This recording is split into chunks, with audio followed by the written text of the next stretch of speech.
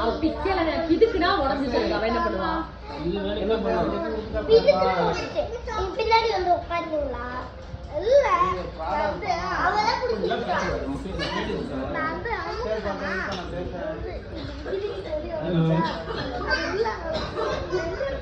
உள்ள போட்டு தச்சலாம்.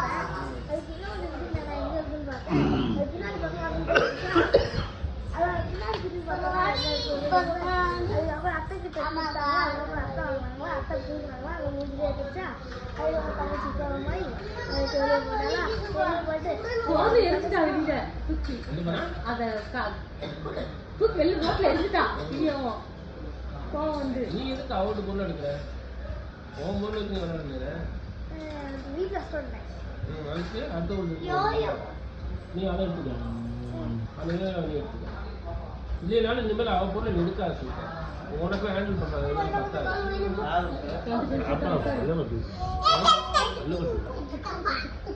இப்போவே பல்லக்கட்டி விட்டா சரியாயிடும்.